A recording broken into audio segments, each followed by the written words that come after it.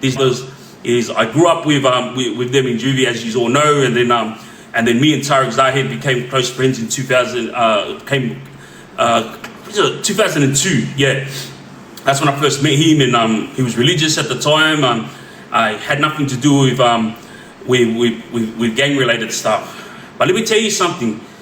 A lot of people see Tariq on the media, and the first thing that pops up is the patch over his eye. Like it's a shit go what the media put on there. But hey, again, this is the life you live. This is how you're going to be portrayed on the media. Because I don't know if you guys know this, but a lot of things that happen on the media, and a lot of things that get put on social media, a lot of it is from police. Like they're the ones who dictate how things go. You know, you got guys from the Telegraph, they get their stories from the police. So they only know the version that the police give them, yeah? And then it doesn't matter if you beat the charge or if they find you innocent, because that story is never going to come out on the media. The only story that's going to come out is the police's story, where you're the worst of the worst. You know what I mean? And so I felt bad for Tariq when he came in. Like, if you guys know the situation, he flew in from Melbourne. I don't know where he was going yet, but they followed him in the car, and then Task Force Raptor jumped on him, yeah? And they beat him up, you know? Mari, thank you very much. And I didn't understand that. Like, bro, the bloke's got one eye, the bloke's limping around, he can't hurt anyone, you know, like, yeah, he's a bikie, or he was a bikie, but Chad, thank you very much. But at the end of the day, the guy is half crippled, you know. You just saw the bloke get shot 10 times, you know, and you set him up like that. See, all of you are listening to me talk here, but you aren't understanding what happened that day when he got jumped. Do you guys realize that Tariq, when he flew in, could have got grabbed at the airport, you know? And yeah, like someone's writing here, Tariq's still trying to be a gangster. Look, I don't know about that, and I'm not talking about that. All I'm saying is the situation, you know, of that I went through as kids with his brothers, and then obviously my relationship with him. So this is my story mixed in with their story, because obviously I know a lot about it. But they could have grabbed him at the airport, but no, they didn't. They had to make a big scene, and it's beyond me how the guy's not getting any compensation claim. Tanya, thank you very much, love ya. And it's beyond me how he didn't get no compensation claim for that. Or maybe the brother Flame, thank you, maybe the brother doesn't care about compensation claim. But this is the same thing with my brother 212 Heat. If you guys saw the incident with me at the airport, Tanya, thank you very much. I got upset, and then obviously I attacked the cameraman, and I fought with the police officers. But with my brother, they set it up. How do you think that police get this type of footage where big arrests happen? It's because they call the media, set up the cameras first before they make this big bust or before they hit someone. And if it comes out, AKL, thank you, Tanya, love it, thank you. And if it comes out that the bloke was innocent, at the end of the day, the police are going to say this: we had reasonable reason to search them, or we had reasonable reason to pull them over and flip their car inside out. Yeah. So my thing is that's not an issue. You know, like there's the right way of doing things, and then the police, there's their way of doing it. You know, and majority of police will do their job to the best of their ability and do it the right way. But then you got the police who have power, where they can use force. And this is what they call excessive force, yeah? And this is what's happening now to the kids. Like, instead of police rolling up and talking to them, like back in the 90s when I was growing up, how are you kids? You know, are you staying out of trouble? You know, if you guys don't have somewhere to stay, come, we can take you to this place where we can help you. They're not trying to help the kids, yeah? Like, I'm not trying to belittle the police. There's a lot of police out there who are always trying to help the kids. But majority are using their power, you know, to harass these kids. And yeah, like at the end of the day, Tariq's the gangster, and it is what it is, you know. Like, use your force. You know, that's what you got given power to use force, and they used it, you know. But there was no need for it. The bloke was freaking half crippled, and they jumped all over him. Not only did they jump, the bloke was pissing out blood, you know. I was in Silverwater on the day that Tariq walked in, all effed up, yeah. And I was like, seriously, what happened to you? And he goes, bro, they freaking jumped me. I said, what? And he goes, yeah, bro, they're just kicking the hell out of me for no reason, you know. So, Anya, thank you very much. So that's an incident that occurred, but the big incident that we're talking about, JMA, appreciate you. The big incident that we're talking about is the incident with at the gym, yeah. But I think before we get to the gym incident, which is the big incident with the Zahed brothers, I'll explain to you guys, JMA, Lynn, thank you very much. Explain to you guys about Abdul and Omar as we grew up. They had a little crew. It was Abdul, Omar Zahed, and Sabah Cruz was the one that got at Bankstown. AJ, appreciate you. And that was a sad story too, because I was also with him in juvie. But there's a big story behind it, which is none of my business, and which is something that I won't talk about. But the guy that actually did it to Sabah, we were all in juvie together, you know, and both of them were good guys. And hearing about that this is something that you youngsters need to know. Smith, thank you. Like these guys were friends as kids, like Sabah and this guy, yeah. And then years later, the friendship broke out, and then this ended up happening.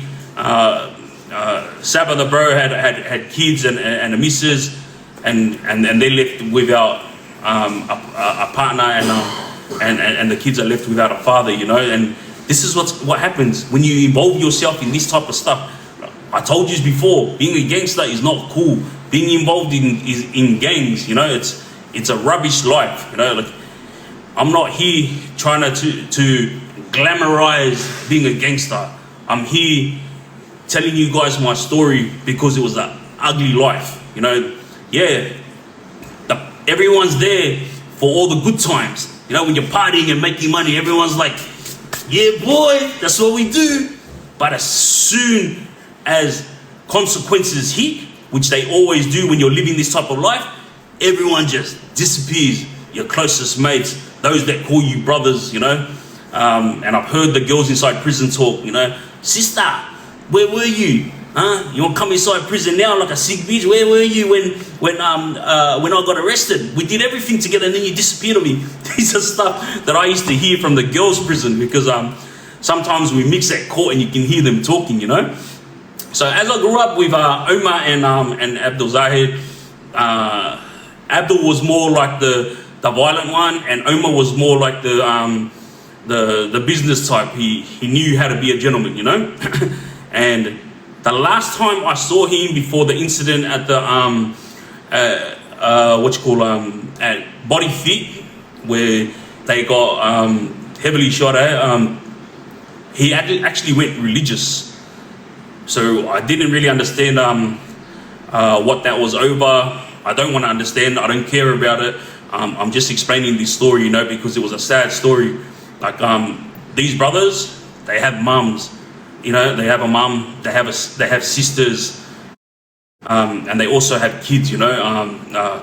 But the grief is not coming from the brotherhood, you know. Like, everything that they have been through in life, their mum has been there, their sister has been there. I was there when their sisters used to visit them in juvie a lot, you know.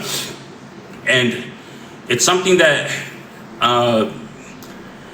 that I was thinking about after the incident, you know, because it was a big hit in Australia. And obviously there's been some big hits in Australia, but the gang that Tariq is in, you know, they were known for going to this gym. So obviously everybody knew where Tariq was, and Tariq never hid from anyone, because to him he had no issues with anyone. So he would do his daily routine, and part of his routine was to go to the gym with his brother, you know, and they didn't know that guys were gonna run up on them and start offloading, you know, and there was a story that someone was saying where Tariq was like lying there and he was laughing, you know, and I was like shocked until I saw the video footage, and I was like, oh wow, you know, like bro, this guy's a machine. And for those of you like that want to mock these brothers or mock Tariq, you know, saying that you know the consequences caught up with you, like, bro, do you?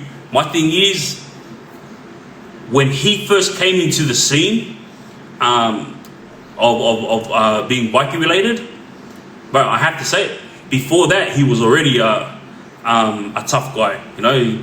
He didn't need to be in a gang. The bloke, when I first met him, he was pretty much a one-man gang, you know, like he was different from his brothers Omar and Zahed. He was much more smarter, obviously because he's the older brother, and his words carried a lot of weight when it came to the Muslim boys, you know. They all loved him, and not only did they listen to him, but they took what he said in, you know, just like the other boys, like the Kalachis and that.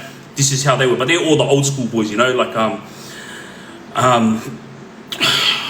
I really think that that incident, like someone just said before, should have changed Tariq, and I don't know what he's going through now. All I know is I was locked up with him in Supermax just last year. Like I think it was oh no, sorry, it was this year. I was with Tariq before he went home, and he said that he was out of the bikie gang, and like, mate, you can be out of a gang and you can still say hi to your friends. Like, there's not an issue with that. But obviously, like everyone still thinks that he's still a part of it and he's still doing what he needs to do, you know.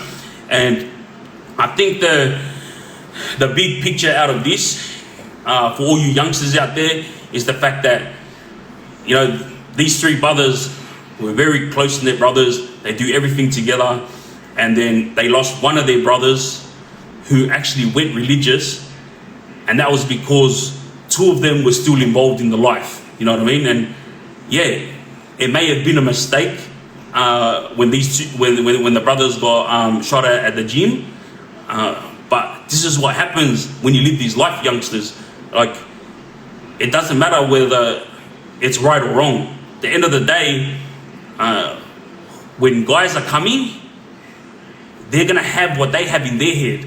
They're not gonna think, you know what, maybe let's think about it, because maybe he's right, you know, maybe he didn't do that, or maybe he wasn't involved in that, you know. And that's where it comes down to. There's no ifs or buts. When they're coming, and they're coming straight. So there was an incident in Supermax that happened here, where, I don't know if you guys all saw, Tariq and hamzy accidentally got put into the same yard. All right. Let me tell you something. Before this incident happened, there was big dramas from Bass's side, all right? Not from Tariq's side, from Bass's side. So Bass had assumed that his brother, who'd also been that Tariq knew about it, yeah, or was involved in it. And Tariq, being the man he is, like, he stood his ground and he said to Bass, he goes, bro, he goes, wallah, here, I had nothing to do with it. I don't even know why you're talking like that when I go and see your mum, you know. Very sincere. I'm not saying this because I heard it. Remember, guys, I was in Supermax and I was in the yard, opposite them, doing my own thing, you know. And you can't hide your conversation in Supermax. Murray, thank you very much, love you. The walls are so thin that you can hear everything, you know. And Bass was accusing Tariq of this, accusing him of that. Green, thank you. But Tariq stood his ground, yeah. And mind you, he's standing his ground, but he's vulnerable. The worst thing in prison, Brandon, thank you. The worst thing is prison.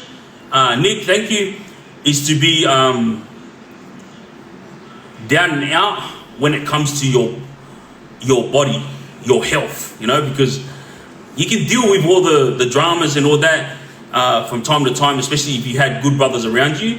But if you're sick, or if you're crippled, or if your arm is effed, or if your lower back is effed up, mate, you're gonna have the worst time in prison, you know, like until it's fixed up, you're gonna be doing time hard. And Tariq, he was putting up with all that stuff, you know, especially to the worst of the worst people inside prison are these nurses, yeah? I cannot stop talking rubbish about these nurses because I've seen it with my own eyes. Green, thank you very much. These nurses, they can help, but they're too scared of the officers. Bobby, thank you, my man. They're too scared of the officers to go above and beyond for the criminals. And a lot of nurses, the good nurses that I've seen who go above and beyond for the inmates, they get reprimanded, they get told off by officers. I've been there when the officers full going off at nurses, you know, and I was thinking, far out, we just lost a good nurse now just because this screw's being a hater, you know. Thank you very much. Anyway, when the argument was going on with Bass and Tariq, it was a big thing because everybody was wondering, what's going to happen, you know? And they were trying to get an association, meaning they'll meet. What's up? Thank you. And it didn't get approved. All right. Now let me tell you something.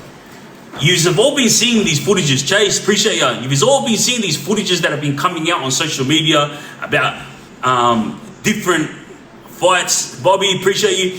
And brawls that have been happening in prison. Yeah. How do you think these footages are making out there? Guess what? They're not being leaked, yeah? Either the police officers are asking for it so they could leak it, or the prisons hate these inmates so much so they release it, right? The media can ask for the footage all they want, but the jail can tell them, like, get stuff, yeah? But this is what happens, like, you go to court, hey, appreciate you. You go to court and you do what you got to do to get these footages, and they'll always say no. So I always laugh because a lot of the footage that comes out is on Bass Hamzy, and the reason why they always release this footage is because they hate Bass. You know, the police, the screws, like everyone that you know, that's what's called. That's a part of all these criminal stuff, or when I'm talking about criminal stuff, I'm talking about people that take care of criminals, not criminals themselves. They all don't like Bass, not just because he's a smart ass thing, but because he's smart, you know. This guy, he tells it how it is, you know, and he's very good at his court cases. He always takes things to court, and he's won a lot of court cases, and they've changed laws because of Bass, you know. Anyway, bro, what are you fucking doing? Anyway, what's cool?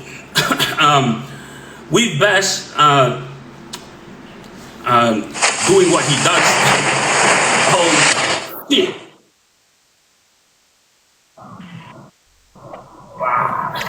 Appreciate you, Wuhab. I don't know. Anyway, with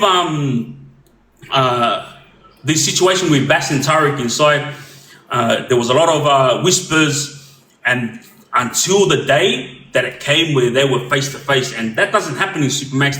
It's not supposed to happen in Supermax because they're not supposed to make mistakes in Supermax.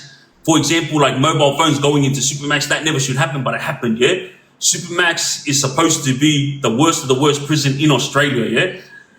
And guess what? They don't make mistakes. But that day, when them two ended up in the yard together, this is something that I believe myself was a setup, all right? They wanted to see if something would happen, and you know, like these two boys ended up in the same yard, and there was a lot of chatter from Bass saying that he believes Tariq was involved in this and that, and that he said that he was gonna friggin' offer Tariq out, you know? And he did. When they were in the yard together, guess what? It was a shock to the both of them that they ended up together, but no one made a move. They both stood there, yeah? No one cheap shot at each other. I really appreciate you. They both stood there looking at each other, and then Bass pretty much brought it up, you know, like, bro, 110%. If you're saying you had nothing to do with it, Abdi, I really appreciate you. You're saying you had nothing to do with it, all good. But 110% you knew about it. You knew that something was going to happen to my brother Timothy. Marie, appreciate you, you know? And Bass, sorry, I give it to Tariq. He just copped it all on the chin, yeah, like a man, you know? And he let Bass vent and get his frustration out. Obviously, the Bass only appreciate you. Obviously, Bass loved his family very much, so he's gonna go hard for his family, you know. But Tariq, you know, he took that little breath and then he spoke, you know. He goes, bro, believe what you want to believe, man. He goes, I'm telling you, if I had known something was gonna happen from my side, I would have stopped it, you know. Look, I can't send you messages and stuff. You're in Supermax, number one, and number two, I'm not gonna go try to negotiate something if I don't know about it, yeah. He goes, so I'm telling you, I did not know about it. And then pretty much Bass was like throwing his weight around and saying, bro, I'm telling you, you freaking knew about it, this or that. You guys know how libos go when they're in each other's faces, yeah? But Tariq wasn't in his face, it was Bass that was like going off, yeah? And Tariq pretty much stayed calm, and then he just clicked it. For those of you who don't know, Tariq, he's also got a very bad temper. Dito, appreciate you. And then he just like clicked it and at Bass, and he said, bro, I've got one eye, I'm limping. He goes, if you want to do something, then do it now. Go ahead, do it, like that. And Bass stood there, and I'll give it to Bass. He appreciated the fact that Tariq was a man, you know, like he didn't back down. He stood there and he said, like, come, you know. And then pretty much Bass goes, bro, get out of here, like, you got one eye, one leg. I'm not gonna fight you, bro. I'll look like a freaking weak cunt if I attack you, you know. And Tariq was like, bro, I don't care. Like, I'm here. I do appreciate you. I'm here. Do what needs to be done, you know. And Bass let it go. And before they could even chat some more, the screws come running in, and they're like, oh, you're not supposed to be together. And I was like, when I saw the footage and I spoke to Tariq afterwards. Like, mate, that was the biggest setup. They put them two in there. Like, let me tell you something. I was in Supermax for a long time, yeah? They don't make these mistakes, yeah? And the only reason why a mistake like this would happen is if the inmates intentionally go out of their way to try to lie. Like, for example, miss, I'm supposed to be with Pete. Like that. And then these new officers will make the mistake of, like, putting me together with someone else. This is how mistakes happen. But for them themselves, they don't make mistakes. So for this situation to occur in Supermax, this was like a big breach, yeah? Putting these two boys together, especially when they knew full well, Leo, appreciate you, Batman, appreciate you. When they knew full well that there was gonna be war if these two were put together, you know? And it wasn't gonna be from Tariq, because he was calm, you know, and collected the whole time. It was Bass. He was like running his mouth and going off, you know. Abdi, Sufan, Leo, appreciate you. And so when they got split, Tariq ended up coming to Supermax 2. Supermax 2 is, man, Marie, appreciate you. Supermax 2 is where you go when you're about to reintegrate back into the main, yeah? And guess what? He ends up in Supermax 2. Bass is still in Supermax 1. And then Bass starts telling everyone that he offered out Tariq and he put it on Tariq, and Tariq shit his pants and didn't want to fight him. And everyone in Supermax knew it wasn't true. Tommy, appreciate you. Everyone in Supermax knew it wasn't true because everyone heard the conversation, you know what I mean? And everyone that I spoke to that was closer to the situation when it was occurring, because some yards are far away, you know, so you can't really see, but everyone can hear. And everyone said the same thing that Tariq said, you know, like Bass did go off, Bass did bridge up. but nothing happened. He didn't offer Tariq out. He was just going off, accusing him of having something to do with his brother's death, you know. But Tariq, like a man, you know, he said, here, I'm here, do what needs to be done. I'm here now in front of you. 29Q, appreciate you. But let me tell you something, like, if I was thinking that someone had something to do with my brother's death, like, bro, I'm the type that will bring action straight away, you know. So I thought that was what Bass was going to do, because he actually said that he was going to do something about all this situation if Tariq ended up at Supermax. And we all knew Tariq was coming to Supermax, you know. And there you go. They were in the yard together and he did nothing.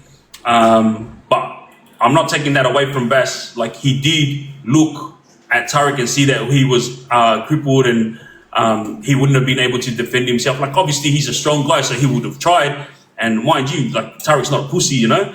But at the end of the day, everybody knows that Bass would have come out on top because his whole body's functioning and he can move and shake 10 times better than Tariq is. But Tariq stood his ground and he said, it is what it is, you know. Cut and fast forward, yeah. Tariq is out now, he's doing his thing, and everyone, all the shababs on the inside, like the Muslim boys, are like wondering whether he's gonna, you know, stick to what he said and change his life. Like, Tariq's not the type of person to tell you he's trying to be a role model or trying to change his life. You know, like, he lives his life the way he wants to live. But for all of you who know this story about Tariq Zahed and Omar Zahed, the Ulishay at the gym, all of you know how bad it was, yeah? And apparently some of his family members were there as well when this happened to the two brothers. And this is what I'm saying, like, Adi, is that well, I appreciate you. To all you younger generation out there, you live this life, this is the rubbish that you have to go through, you know? It's not about you when you're gangstering on. It's not about you when you're inside prison. You know, it's about those who are suffering because of what you're doing, you know? Omar Zahed had gone religious, and then look what happened, you know? Allah had other plans for him, you know, like, his life was taken, and from what the Muslims believe, you know, like, when it's your time, it's your time. But I guess Christians believe the same thing, you know. Moving along, I think we're gonna talk about S2F. This is our Islander gang, yeah, inside Supermax. So the situation with the Zahed brothers is not finished.